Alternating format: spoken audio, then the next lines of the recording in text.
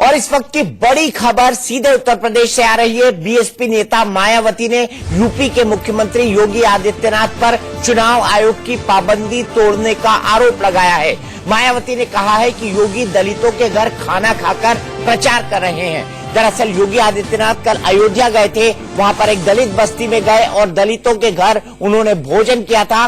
उसी पर मायावती ने यह हमला किया है। इसके साथ साथ लखनऊ में और अयोध्या में वो हनुमान के मंदिर गए थे, वहां पर उन्होंने पूजा अर्चना की, हनुमान चालीसा का पाठ किया। मायावती ने लिखा है कि शहर शहर मंदिरों में दर्शन कर और दलितों के घर खाना खाकर नाटक कर रहे हैं योगी आदित्यनाथ।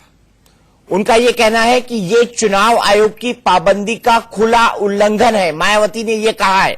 लेकिन मनीष भाई, क्या मायावती को यह कहने का हक है? क्योंकि यह भी एक तरह से राजनीतिक टिप्पणी हुई और किसी भी तरह की राजनीतिक टिप्पणी करने से चुनाव आयोग ने उनको रोक रखा है।